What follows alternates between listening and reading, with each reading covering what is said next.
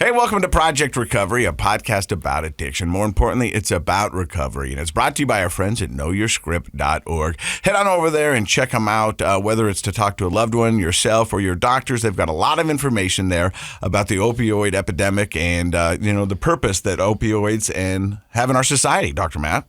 They do have a purpose, and, they're still out there, and when they're used appropriately, they're helpful, but, man, they cause so many troubles. So if you educate yourself, you're going to navigate that world more successfully for you and your family.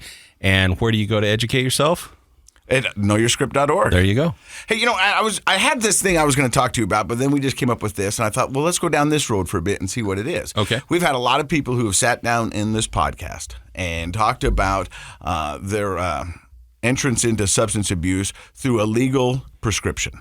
Through illegal. Yeah. Not illegal. Yeah, illegal. Right. Yeah, like a prescribed prescription. Doctor gives you a prescription, you go fill it at the Walgreens. And I remember as a kid, and, I've had hips replacement, I've had broken bones. I mean, I've spent a lot of time in the doctor's office. Yes, you have. And every time I've been prescribed a prescription, I just took it. Yeah.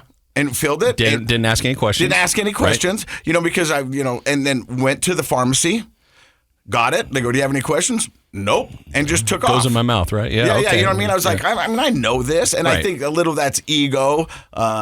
It's also kind of if you don't know that you should ask a question. Right. Like I think sometimes they're trying to be helpful when they say, do you have any questions? But it also sort of puts you in this weird question, like, am I a dummy? Do I have questions? Like it just goes in your mouth. Or are they just saying it like, have a good day? Is this just something that they were taught when they got the job? Yeah. It's like, and don't forget to see if they got any questions. To be honest, a lot of pharmacies nowadays train their people to give you at least some information and then say, do you have any additional questions? Because so many people are hesitant to ask any questions because we might feel embarrassed that we have a question. We may not know what questions to ask because it seems so like, well, I'm just doing what the doctor told me, so why would I ask a question? Mm-hmm. And especially with controlled substances like opioids and the epidemic that they've caused, I think a lot of pharmacies now, from what I've been told, at least at the University of Utah and other places where we have clinical pharmacists that interact a little bit more with the patients, they do a little bit of just telling you whether you ask or not. Remember, this is how you take this, blah, blah, blah, blah. Mm-hmm. Do you have any additional questions or concerns? And, I think the industry as a whole has come a long way. Oh, for sure. And doing some good things. Do we need to go a lot further? Heck yes. Sure. We do. And so go over to knowyourscript.org. They got a lot of information. Yeah, it's a good place to go. All right, where is it? It's on the web, the World Wide Web. No, where is it? The World Wide Web? No. My birthday present. Your birthday oh! Dude, did I forget your birthday? You forgot my birthday? Your birthday? It's my birthday. Today? Josh was going to remind me. I thought Leslie would text you and you'd have some Swedish fish. Well, Leslie and I do text a lot late at night. But nothing? No, she didn't tell me. What? When was your birthday? Well, it's January 30th. Well, so it's not your birthday yet. Quit putting that pressure on me. Well, I know, but this is going to come out on Tuesday. We have to pretend. Yes. You know what I mean? Missed your birthday. Man, you just blew the illusion. Dang it. Because I had this big thing thought, because birthday is a perfect time for self-reflection. I was going to give you a hug. Well, I appreciate that. Okay. I'll get it afterwards, but I'm trying to stay 6 feet away. Okay, yeah. But it's a time for self-reflection, Okay. Now, what birthday is this? You going to tell everybody, or are you one of those guys? Can't own it. 60. What am I, Dr. Matt? No, I'm 48. 48. 48 years old. That's right. And I remember being 10 years old and my dad saying, hey, what do you want to be when you grow up? My answer was simple. I knew it. Yeah? I wanted to be a lawyer who drives a diesel. That's what I always wanted to be. I wanted to be a lawyer that drove a diesel. You needed bigger dreams at 10, buddy. No, I wanted to be a lawyer. That drove a diesel truck? Yeah. Like and that the was Mack trucks? Yeah, that was just my everyday car. My dad was like, you want to drive a diesel ever? I was like, yep. I'm going to be the lawyer that drives a diesel. That I get. The lawyer part, I wanted to be a lawyer. I loved to right. argue. I just thought it was cool. Yeah. And who's going to argue with the guy who drives a diesel truck every day? And that's what I wanted. Yeah. And here I'm 48. Yeah. I'm a DJ, I'm a podcaster, and I'm a marketer for a title company. And you drive a Prius. And no, I drive a mom's car with a dad's bod. Okay. But that's okay. But it just, I was thinking about it on the way down here, because that's where I do most of my thinking for the podcast, is on the drive down. Yeah, we don't want to overdo it. In 48 years, I've had some good years, I've had some great years, and I've had some awesome years. Also in that same amount of time. Good, great, awesome. Okay. Yep, I've had bad. Mm-hmm. I've had very bad. But I can tell you with 100% honesty, I have learned more about myself and who I am and what I want to be in those bad years. Explain. The good years were cool, and I learned I could do things that I didn't know I could, and that'd be being on TV and being a public persona and doing all those other things. But it felt not authentic, if I can use your word. You know what I mean? It was like I was lucky to have these. And don't get me wrong, I was lucky to have the job and the career that I had. You had some real fun times, right? Like it was fun to be kind of a celebrity and go places with cool people and do fun stuff. And it was amazing. And I remember when I first got into the industry, my mom says, don't do it. And I go, why? And she goes, it's really tough and it doesn't pay that well. Mm-hmm. And I took that as a challenge. I said, you know what? I'm going to get into that. Yeah. And it paid decent and it paid good. But I am that type of person. If you tell me I can't do something. I don't think people really know. You think about it. When I was doing a feature reporter here in the state of Utah, there was only one other guy in the state that had my job.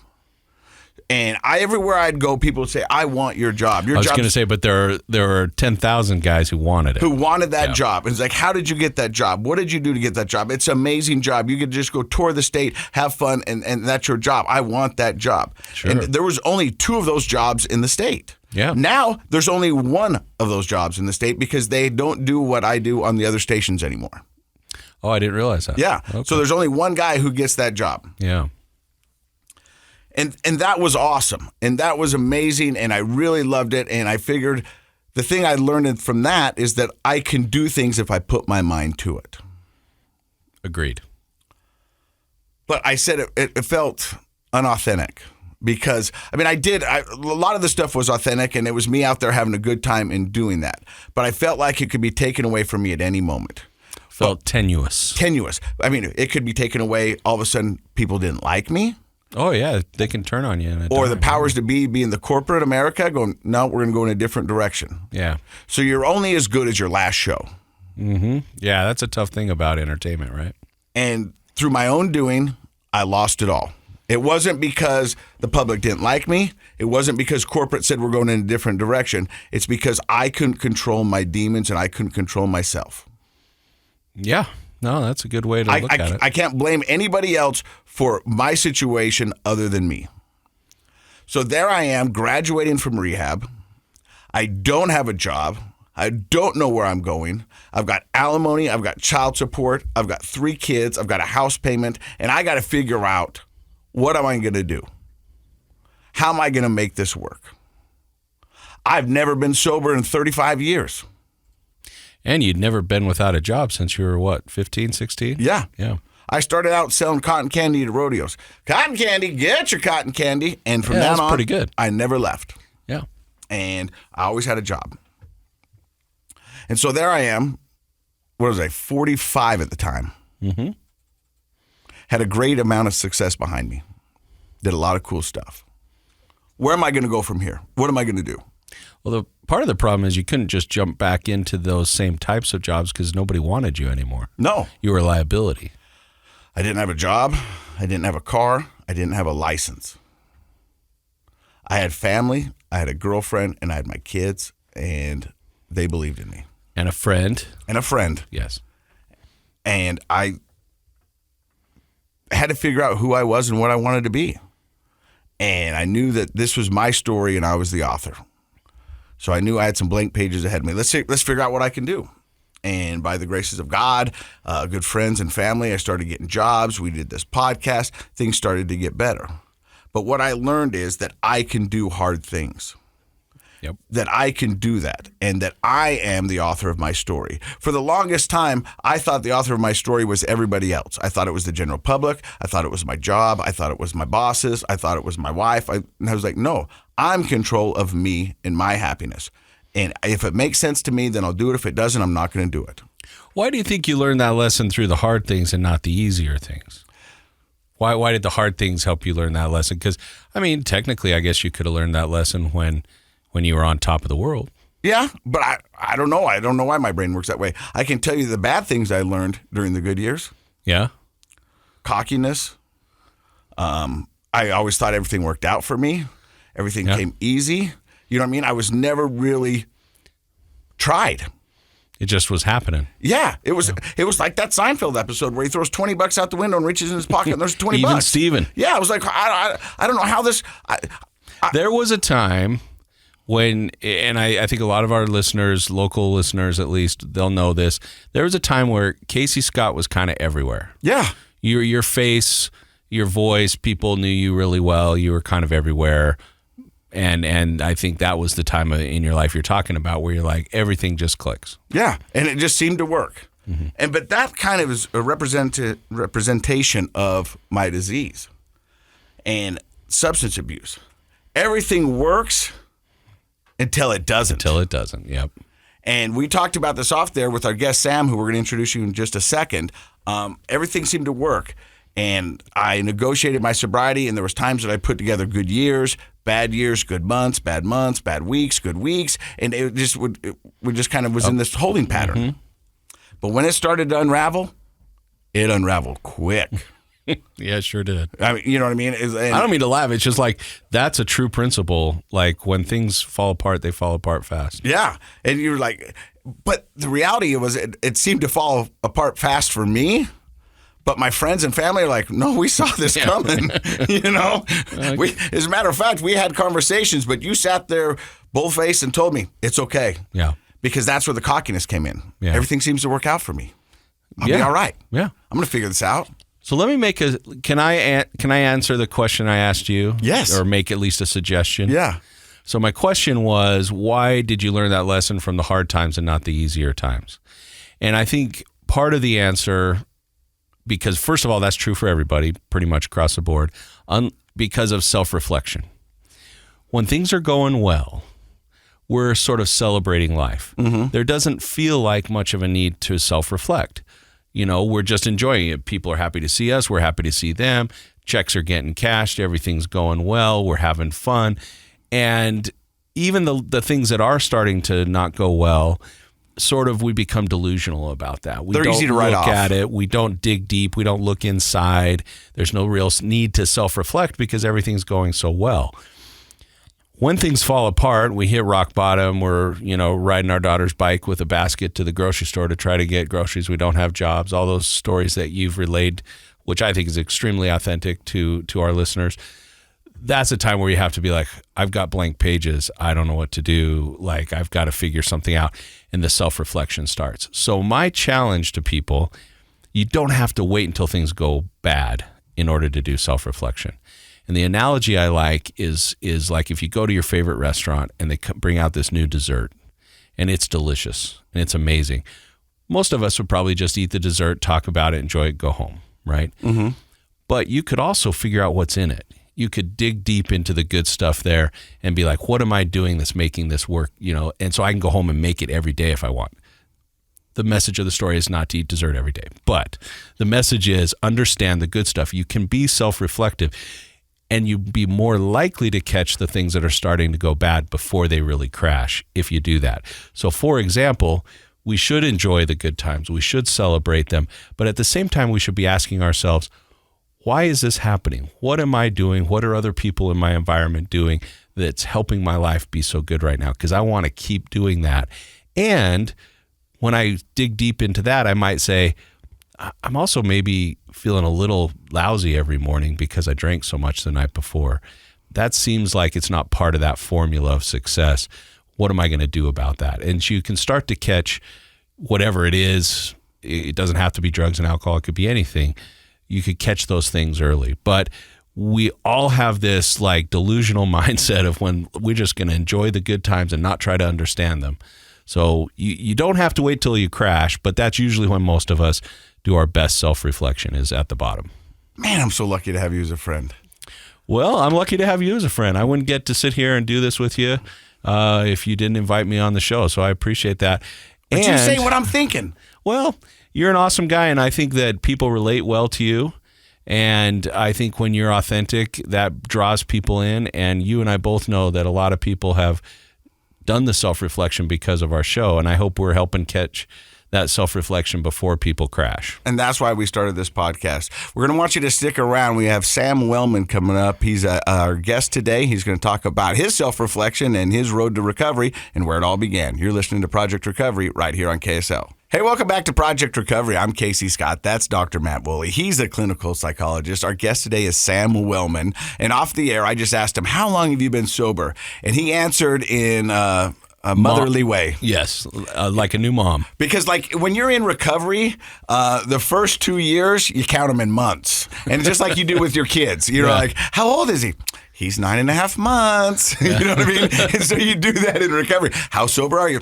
Well, I'm 12.5 months and everything's good. That's a good point. I never put that together. But you said 22 months. Yep. And where did your road to addiction begin? Wow, that's that was a pretty deep sigh. It's a hard question to answer, right? Because like I could go as far back as I wanted to and try to pinpoint what quote unquote went wrong, right? And what started to turn me away from healthy ways to deal with the problems that ultimately I dealt with in an unhealthy way, right? But I think I could probably start you right around my first year of college, 19 years old. I was at Colorado State University and didn't really have any idea what I wanted to do. Let me ask you, was that considered a party school? Why did you pick Colorado? Well, so I was living here at the time. Mm-hmm. I went to high school in Park City, and I had lived in Denver for a while. I knew I wanted to go back to Colorado, and it was a prominent enough state school with enough size, but wasn't very costly.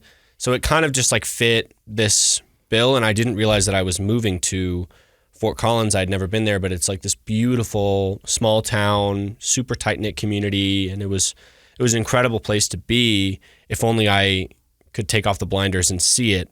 I landed there at 19 years old, and I didn't know what I wanted to do, and I didn't want to disappoint anybody, which I thought was possible, right? And I met a group of friends in my dorm freshman year who I learned from that you can drink and do drugs more than once a week or more than once every couple of weeks. That like 3 days a week, you can party it up, right? And that was a new concept to me.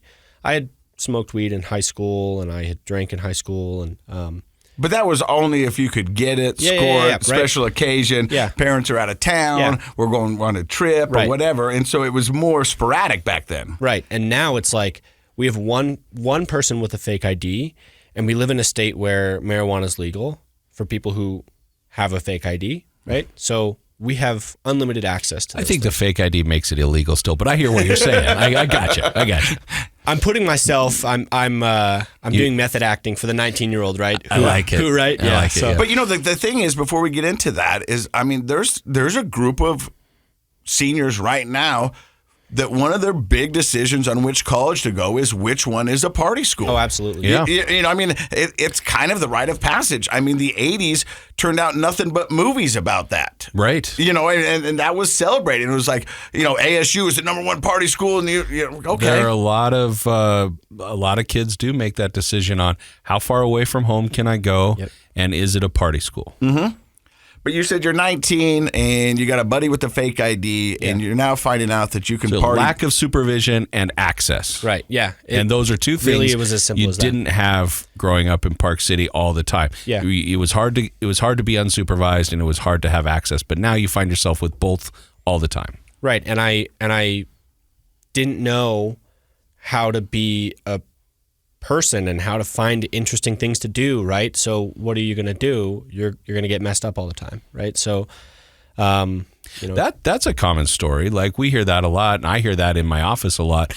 Boredom leads to use. Mm-hmm. Sure. Like if you don't have, like if you're not passionate about something that you want to spend all your free time doing, and you are kind of like, I think most people are not super passionate about something. I think most people have like, they could be interested in almost anything. Therefore, they don't really have a lot that they spend their free time doing. And when you're young and you've got the energy, then that can get you into some hot water. Look at it this way. When you're a young kid and people say we're going to go do something, it's normally in a college town like that, because I was part of it, it was always followed up, and we'll drink. Hey, do you want to go up the canyon? No. We'll go up the canyon and drink? Well, what would be the point otherwise, right? You know what I mean?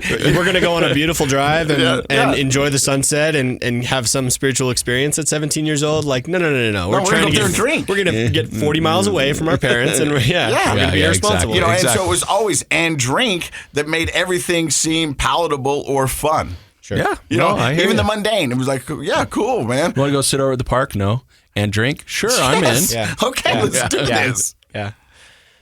So I ended up graduating college, and the way I summarize it is I majored in psychology, and I majored in sociology, concentrating in criminology and criminal justice. I loved what I was studying, and I loved the idea that we can help people with their thoughts and their behaviors, and I was just very interested in that, and didn't realize how interested I was in the clinical side of it at that point. But I like to say that I minored in those things, and I majored in alcoholism. Like I really learned how to be an alcoholic, and how to. I found that solution to the gaping hole that was inside of me. Well, I think I took the same courses as you then. Yeah. I mean, to be honest with you, 100%. Yeah. I mean, I was doing the school so I could do the partying. Yeah, and I knew exactly the minimum amount of effort I had to put into school and still get good grades and invest all of my other time for the first 3 years in partying, right, with other people. And then eventually my senior year, I'm living on my own. I'd gotten a DUI in 2018, in the spring of 2018. So I wasn't driving, and I lived right outside of campus, right across the street from a Walgreens and a liquor store. And I started to isolate and drink on my own every day. Every day. I was terribly anxious. Were you anxious before that stress? I mean, yeah. But I had never identified it prior to then, right? And people around me started to describe their emotion of feeling, and I feel like it's the emotion of feeling excited or nervous, right, as being anxious. And like what I was experiencing was a physiological response to a lack of identity, a lack of purpose, and no sense of structure in my life. Right, I had reduced the number of credits I was taking because I didn't need to take that many credits. I wasn't working, and get this, I had a little breathalyzer I had to carry around with me, and I would get a ping on my phone. I had to breathalyze, and I think the only reason I didn't end up in the hospital that year is because every day I had to at least be at zeros at some point. So you weren't driving, but you still had to carry the breathalyzer around. Yep. Yeah. So it was just like the part of the supervision of my probation that was the most intensive. And I actually was given the option of doing urine testing every month for the year randomly. And I said, I'm not going to be able to do that because I already know I'm going to start drinking again.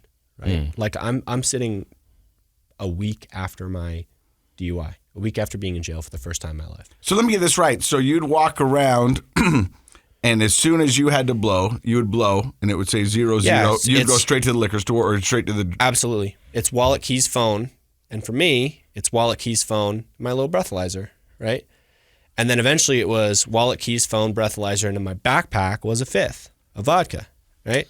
So I had my 5 things. I like as soon as I was ready, like as soon as I was able to.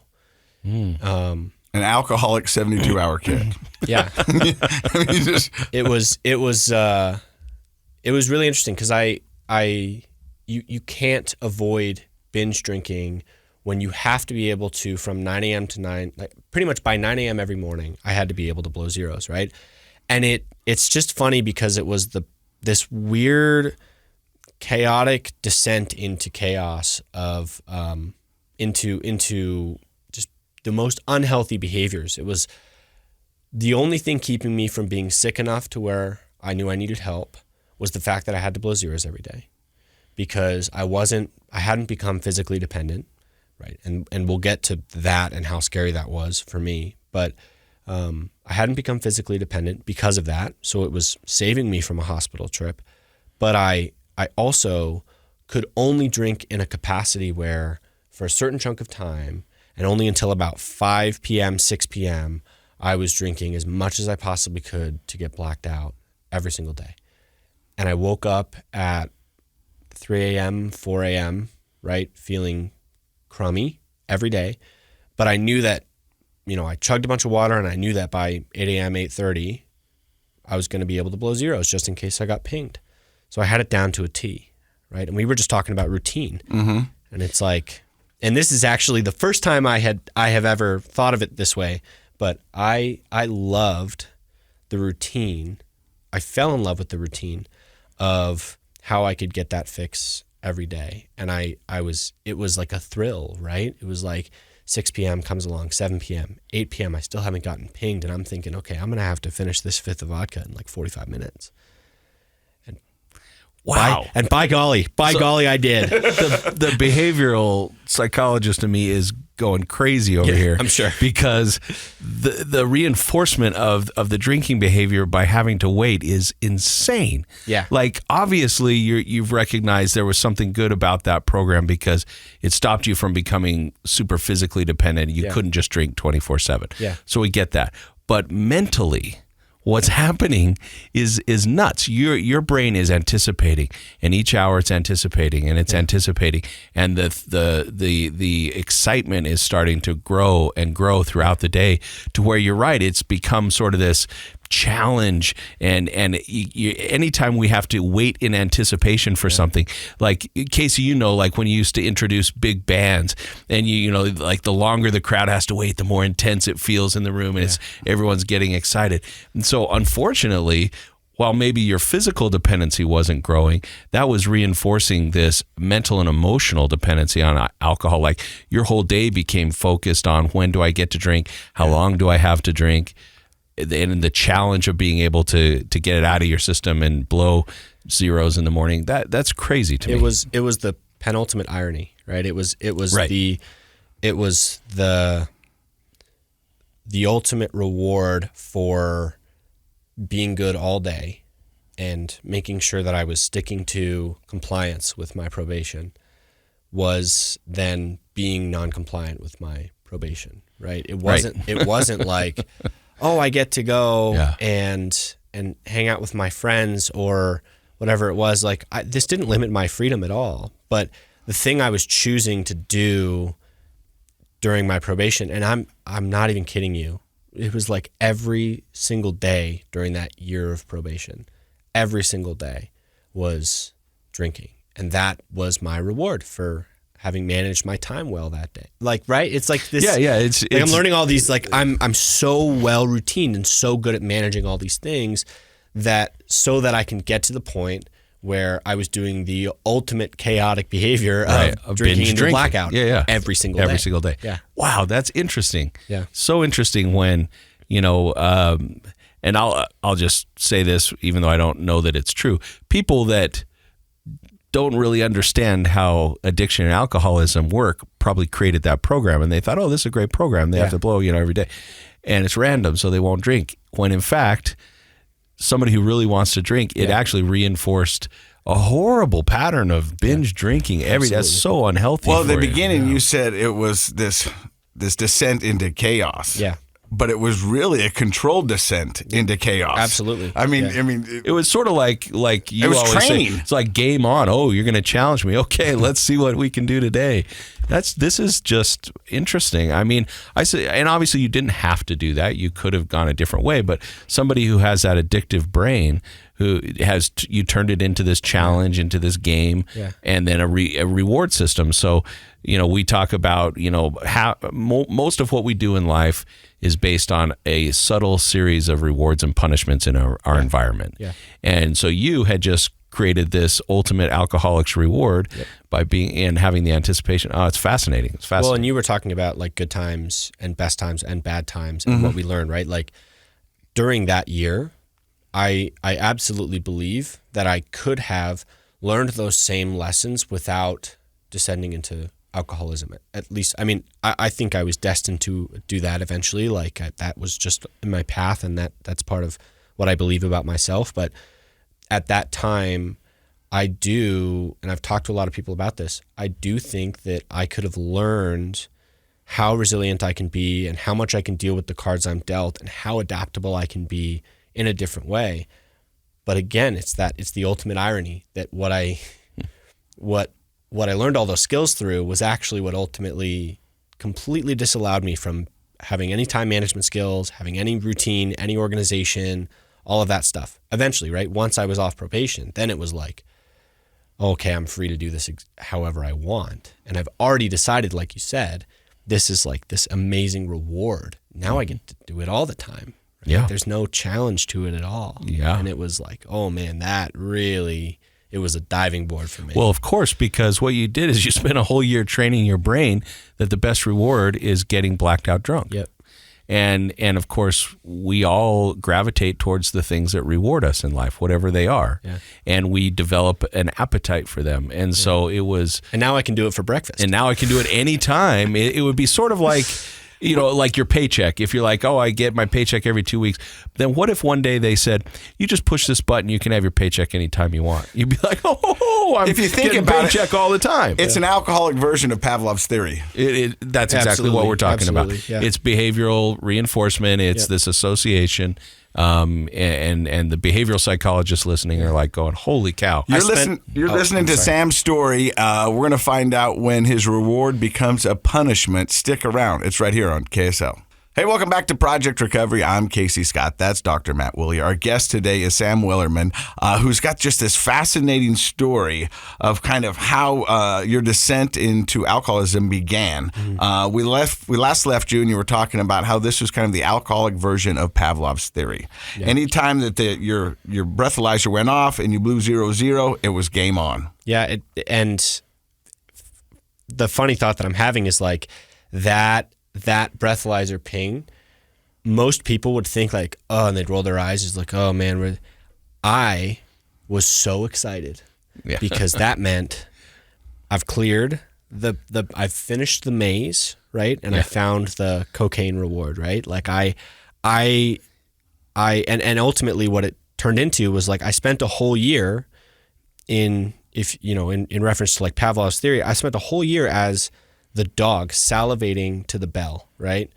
And waiting and trying to play to the master, right? And then all of a sudden, master's gone, control's gone, the maze is clear, and there's just a whole pile of food. I can do whatever I want. Right. And like it teed me up so perfectly to so quickly become just a rabid alcoholic. Making drinks so that I woke up at 3 a.m. with the shakes and I could solve that. And I ended up working at a treatment center when I graduated school. And I'll provide some context for that. But it turned me into the sickest person I could possibly have been at that point so quickly, way more quickly than I think it would have happened without that year of control.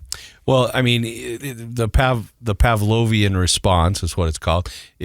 Definitely, that ping became completely synonymous with the reward of drinking. Yep. And so it was a happy, or supposedly, like you got excited and everything. And I Best think part of my day. all your dopamine, all your serotonin, everything was flowing. You were ready to go. Mm-hmm. And it's interesting. People who are listening, you ought to think about this. What's your ping? Like we've all got them. We've got them. It could be a place. It could be a time of day. It could be a situation. It could be whatever. But we get. It could be your Nintendo switching on. It could be, hey, welcome to Fizz. What's your order? I mean, it could be all of those things. You said something that was interesting because you go, that was the best part of my day. Mm-hmm. Yeah. Best part of my day was blowing into a breathalyzer in my house that I hadn't left. I'm 22 years old. Living in Colorado, beautiful. And your best part of the day is blowing. All my lights are off. All my blinds are closed. I've been in my house for 72 hours straight. And best part of my day was getting that buzz and making my first drink. That's how maddening the disease is. That's the best part. Right. And look at obviously, all the things that Pavlovian association robbed you from. Like, you're 22 years old, you're single, you're living in one of the most beautiful states, not as good as Utah, but it's pretty good. And then you got the skiing and you got the outdoors, and I'm pretty sure they have girls there. And I mean, there's all these things you could have been doing, but you're sitting in there like a rat in the cage waiting for the bell to go off so you can drink. Well, what if I'm out on this beautiful hike and I get my ping, and that now it takes me an hour to get back to my car? That's an hour. But you solved that with your 72-hour kit, right? You had your backpack, so. Yeah, well, and that, man, it's so crazy. Like, I think about how effective I was at maintaining that lifestyle, right? And you hear it all the time. It's like, if you put a fraction of the energy into the things that help you stay sober and healthy, as you did to satisfying your addiction and creating a world around your addictive behaviors, you will be a successful person in recovery. Oh, definitely. You hear that all the time, right? Sure. And for me, it's the ultimate, like, you think about, for 365 days straight, at 22 years old, I became a perfect time manager. I was always in good communication with my probation officer, right? I was managing school well, and my friends didn't wonder where I was. I was so good at manipulating the whole situation so that I could get that reward. When I blew zeros, I was able to start drinking that day. And those skills are time management, communication, organization, right? Like routine, all that stuff. All of those things are what helped me stay sober today. Yeah. They're all great skills. They're definitely highly associated with success. Yeah. It's just sort of like you were using them for evil, not good, right? Yeah. So how does it go from drinking every day for 365s to graduation? Where do you go there, Sam? Where do you go after that? Well, rent sucks. So my parents were here in Utah still, and I said, all right, I'll go live with them and figure it out.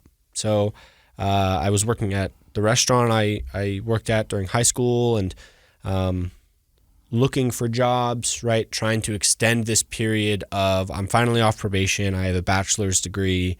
I kind of want to live in this period of time where I have all of the freedom in the world right now, right? And really what it was is like the alcoholic demons inside of me trying to convince me that moving into a career and finding a different job and moving out of your parents' house, that all creates constraint in your life that won't allow you to drink as much, right? And that's really what that's what it was. But, so you had kind of found this in-between state where you could be supported. It looked like you were doing good things, but really you were just giving yourself opportunity to drink. Absolutely. Yeah. And where did I learn to do that best? While I was on probation, managing the facade of having everything together and managing my time well and all this stuff. And there are certain rewards that happen there too, because you did graduate from college and you were able to, you probably were on good terms with your PO and, like all those kinds of things. So you probably came back to Utah with the attitude of, I really can do it all. I am the best functional alcoholic that I could ever imagine. I can live my whole life this way. I can just live forever like this. I knew that I was an alcoholic. Like this was more than a year before I got sober. I had already admitted to myself, like, I know that I will drink every day until I die, but I can manage it so well that I might as well. And I think that what I really was going through was I was suicidal and hopeless. Like I didn't feel like there was any reason that I should continue living, but I wasn't brave enough to kill myself. Right? So I'll just dissociate from reality every day, forever. I'll just never live as a sober person because when I'm sober, I hate what my life looks like. But now you've got some accountability because you're living back with your parents. And so you've got other eyes on you. Does that make it tougher? No. I was very effective at hiding it. I think that they knew that like something was going on. How aware were they about the probation and the DUI? Oh, they were fully involved. Okay. Yeah, my parents are. I'm always most honest with them when it all hits the fan and I need them, and then I'm never honest with them. Right, at least until I got sober. Right, it was like. Yeah. They always knew when I came to them for help. When you had to be honest. Yeah, of course. Yeah. Save me now, and then I'll lie to you about all this other stuff, right? Well, that I don't feel like, that my ego tells me I can handle on my own. But when I need you, then I'll be honest enough that you're willing to help me. But you also just completed the course that took 365 days. Yeah. So they see that and they go, well, he must be doing okay. I mean, he passed it. Super proud of me. I graduated college, right? And I'm at 22 when I'm supposed to have graduated college. Yeah, and right I on finished time. probation. Yeah. And I've learned this invaluable lesson by staying sober for a whole year, right? Because they had no idea while I was on probation that any of that was happening. That I want to live this life and I want to help people find recovery and all this stuff, right? Why do you think you were drawn towards recovery? Because I I'm understand. sick. Yeah. Okay, thank you. That smile was evil. Because I'm right to it. Dude, Yeah. it is a point of shame for me, at least it was for a long time, that like, man, that's the thing I chose to do. Casey, he's been doing that insight stuff we were talking about. Yeah, right. There you go. Yeah. So you get a job at a recovery center? Yeah, Valley Behavioral Health has a 99-bed residential campus, and man, was I a good employee. I mean, like, seriously, I was super dedicated, really, really effective at getting things done. You know, I was in a leadership position, and I was helping to manage one of the houses there, and I had 30 beds that I was pretty much solely managing the case management and administrative stuff for, and helping to cater the clinical team to them and all that stuff. And it was such a chaotic, fast-paced job, and it was the only thing that really stimulated me enough that I was okay with not drinking before or during work, right? Because I was like sick at work. I mean, I would observe UAs, and there were these little UA papers we needed to sign, and like I was like shaking signing these papers. Like I had become very physically dependent by that point. Right around October, November of 2019. So this was in the same calendar year that I had graduated. So like literally in 3 or 4 months, I went from having no signs of physical dependency to like 3 hours after my last drink. Even when I would probably still blow 0.2 or higher, I was getting shaky. Yeah, 22 years old. And I'd only really been alcoholically drinking for 2 years at that point. So what did it look like once the probation was over? How much were you drinking? I was drinking 4 handles of vodka a week. So roughly 70% of a handle every day, 80% of a handle every day. Wow. Yeah. Okay. And what time of day did that start? Now the rules are gone, so. Yeah, so it was like I was pretty much at the beck and call of, I replaced one master in my probation system with the other, which was the physical dependency. And it was pretty much like, and at that point it was like the first time I tried to stop, when I first got the job at Valley, I was like, all right, it's time. I'm going to stop drinking because I'm working at a treatment center now. And I had the withdrawal symptoms for the first time, and I was like, all right, I resolved I'll just live the rest of my life drinking because this is terrifying and I think I'm going to die. But see, that's where the reward becomes a punishment. Earlier, it was like, I get to do this. Yeah. Now your body's saying, hey, we need to do have this. to If do we this. don't, Yeah. we're going to get physically ill.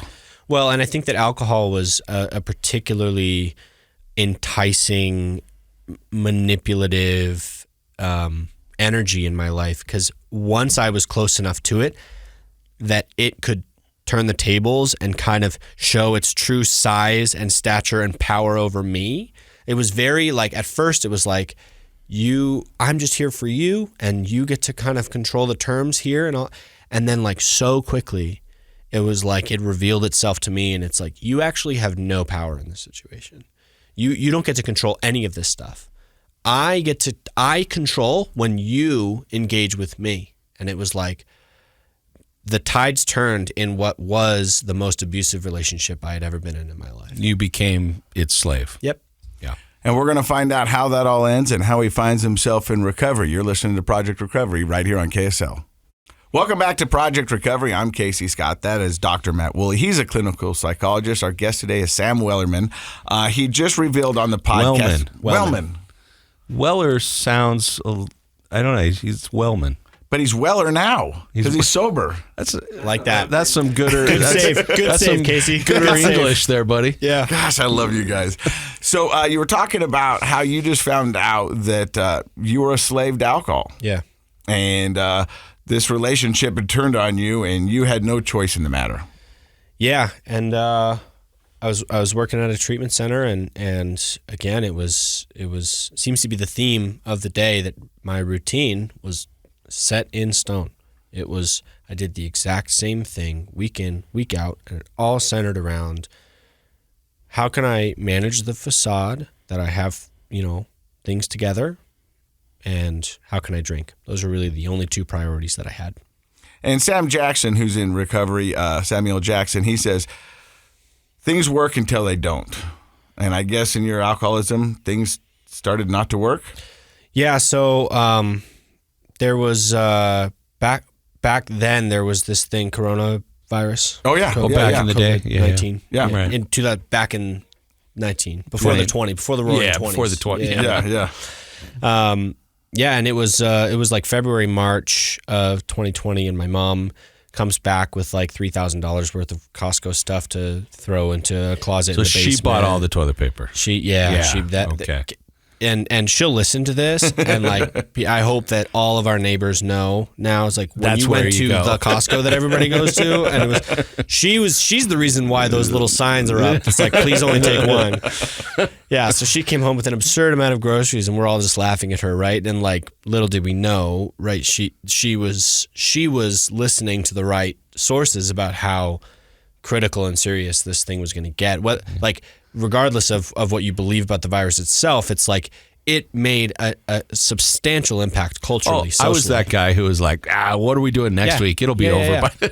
Right. It was hard to believe that like something that in today's modern world of medicine, that like there was going to be some sort of medical thing that was going to impact the entire globe. Right. Right. And so February, March of 2020, that starts to happen. I'm living in their basement. Eventually she says, okay, I'm sleeping in this room. Reed, my dad, you sleep in our room, and 2 weeks, we're not going to see each other. We're not going to go out. We're not going to work. We're just going to quarantine so that we're safe to be together. And then we're shutting in and we're done. And he worked at Fidelity, who, I think her name is Abby Johnson, the CEO of Fidelity. She was super duper supportive of how can we equip our employees to handle this effectively. Great business decision, because they've done incredibly well over the last couple of years, because they equipped all of their major business infrastructure with the ability to work from home before anybody else could. So they got ahead of the curve. And so my dad had a work from home office, and everybody on his team was able to work from home. And I'm in the basement working at a treatment center that serves the Medicaid population coming right from jail, right off the street. And I refused to stop working there because I loved it. And so I got a mini fridge in the basement and a microwave, and I set myself up. And 3 weeks later, the girl that I had met at work, who I had started dating, her roommate went to live with her partner, and so I said, hey, like, can I just come stay with you while this, pandemic, just to tide me over, right? Just a couple weeks, and then It'll be over by then. Parents won't be quarantining, and I'll feel more comfortable being in the house, right? And moved in with her, and a month later, she came home from a hike, and she didn't know anything about my alcoholism. I moved in with her and like very quickly adapted my alcoholism to be in her home, in her life, on her schedule. Because that's the story of my alcoholism. I was going to say, it's like your superpower. Like whatever the environment's going on, you were able to hone in quickly, adapt quickly. The only thing that wasn't going away was so that you could drink. Was that I was going to be able to drink, right? So she comes home from a hike, and at this point it's April, and we're in the heart of it's like full shutdown. Like COVID is the thing. There were earthquakes and that's right. Yeah, it was and I'm like, we have tons of staff that leave and quit and don't want to deal with it. And so I'm there with 30 adult men who are trying to get sober and coming out of the criminal justice system and coming off the streets. And all of this is happening at once. And like, my God, did my work get incredibly stressful, right? And it just brought me to this tipping point, I think. And I don't know whether it was like a spiritual moment or whatever it was, but my body just rejected the alcohol, and it said, we're not going to try to deal with this anymore. And I got really bad, like really, really bad alcohol poisoning. And she came home to me covered in urine, covered in sweat. You know, my blood pressure was tanked. My pulse was tanked. Like I was dying. Right. And she called 911, and, Sigourney Weaver in her Predator suit came into my house because it was COVID. and I'm like blacked out drunk and getting sternum rubbed by these these astronauts, right? And it was like, and like flashing in and out, and all of a sudden, it felt like 2 minutes, but it was like the first 30 seconds was the paramedics, and then the next like 45 seconds was my mom pulling me off the floor, and then the next minute and 15 seconds was the nurse bringing me a sheet of paper in, I think I was in LDS hospital, maybe St. Mark's, bringing me a sheet of paper that said, here's resources for you. Your blood alcohol was a 0.45. Whoa. Wow. That was 6 hours after I'd taken my last drink too. Wow. A lot of people die at 0.3. Yeah. Yeah. That's dangerous for sure. Yeah. And so I broke down and I said, like, yeah, like I need help. And I'm really grateful for my mom. She called the nurse and she said, like, please just do on your blood draw, like do an alcohol, run an ETOH. And if not for that, it would have been like, maybe he has COVID, maybe he just has the flu, whatever. And I know that I would have found a way.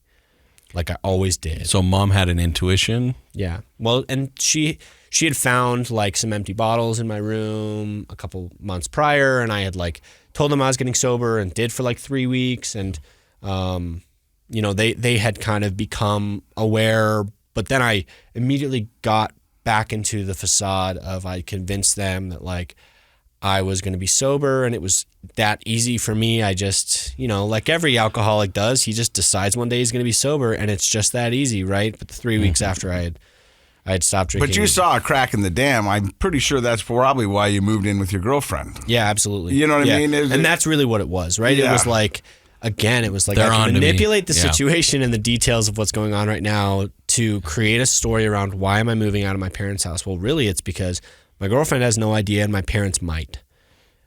Right, and it was the crack in the dam. It's hard to ultimately really fool a mom, because moms have that intuition, I said, like, right? They never knew, and then I was like, well, Yeah. I'm sure. So after you get your blood drawn and they tell you that you're 0.4 something, do you end up going into a recovery center? I go home, detoxing at home, cold turkey. I start to, you know, do the thing where you try to cold turkey at home and you almost die there, right? And I'm alone. Nobody's observing me because of COVID. You're just down in the basement. Down in the basement. So I walk upstairs with my mask on and I say, I need to go to a hospital or I'm going to die. And I FaceTime my girlfriend. I told her I'm an alcoholic. This is whatever. It was just this wave of like, the only way I get through this right now in this circumstance, like for the first time, I felt like I am not going to be able to outsmart these circumstances. And I just walked upstairs and I said, I need to go to the hospital. Got into uni that day. Randy Weaver got my mom in touch with Jake Forsyth, who owns Willow Tree in Pleasant Grove. And I was like, great, I'm going on vacation. This is awesome. And it just took me a while. I quit my job. I tried to quit my job. Ended up on the the doorstep of Willow Tree, and I called the clinical director of residential programs at Valley Behavioral Health. Her name is Michelle, and she is one of the most incredible people I've ever met.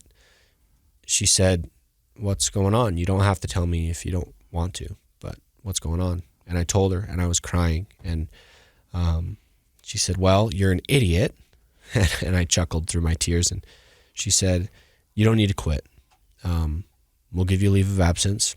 I'll write it up. I'll get it all done for you.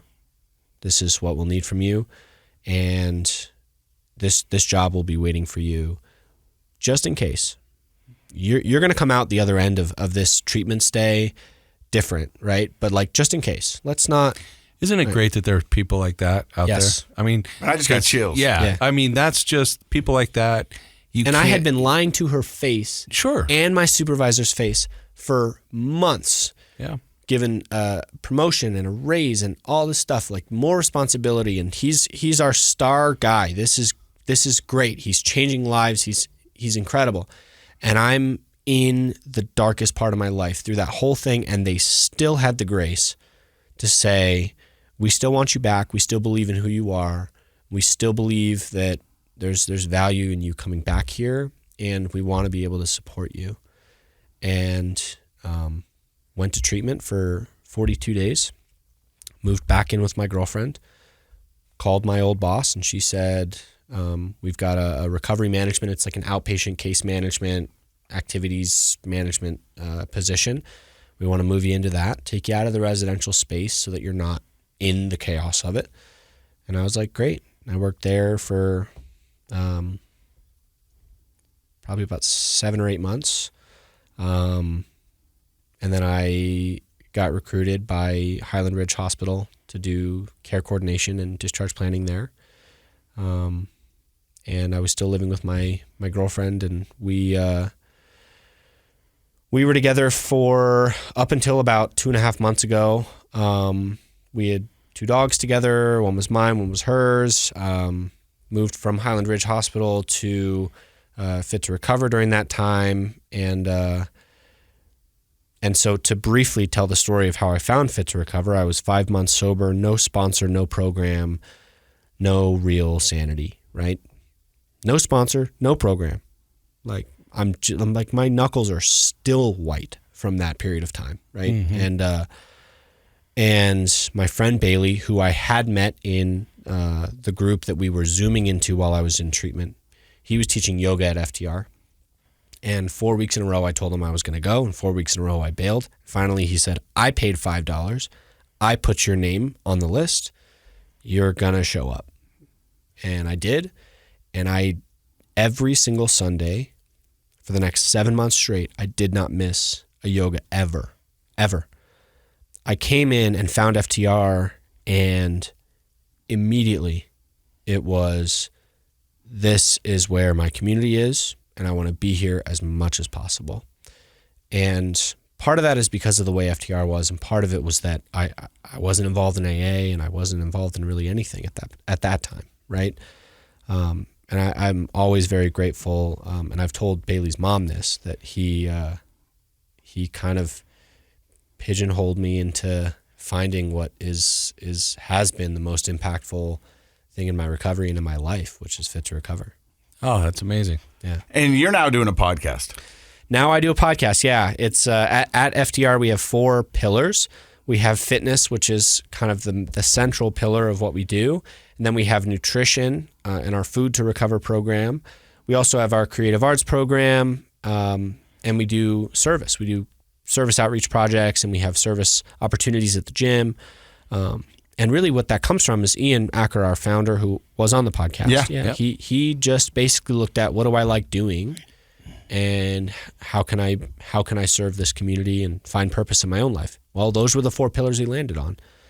So my brain is always working when I'm driving, and one day it just kind of came to me. I'd been talking about doing a podcast for a little bit, and it came up with the name Pillar Talk, a play on Pillow Talk, right? Yeah. And I called Ian and I said, well, now I have to do the podcast.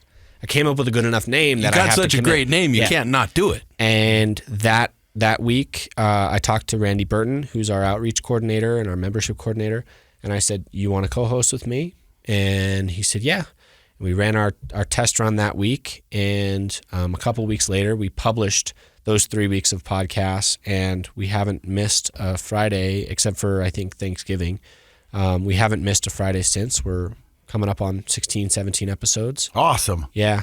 Yeah. And is the format the two of you talking about different things? So I do interviews with different guests, and that's where we kind of get the sustainability of the podcast, because you can only listen to me and Randy banter for so long. I'm sure you guys are aware of that, right? No, we don't know anything about that. Yeah, and so we want to bring people on. Like today, we're having one of our members' moms is coming on to kind of share the perspective of what it's like to be a mother of someone who is in and out of recovery, and when to support and when to give tough love. And it's going to be a good episode. Yeah, Boundaries. And how to set boundaries. But then also she just a couple months ago started coming to FTR, and what that experience has been like for her and all of that. So, well, it sounds like FTR is a great place to find the community, and the opposite of addiction isn't abstinence, it's a connection, and you can get that connection at FTR. Absolutely. Dr. Matt, what are your thoughts on today's episode? Because I've been fascinated.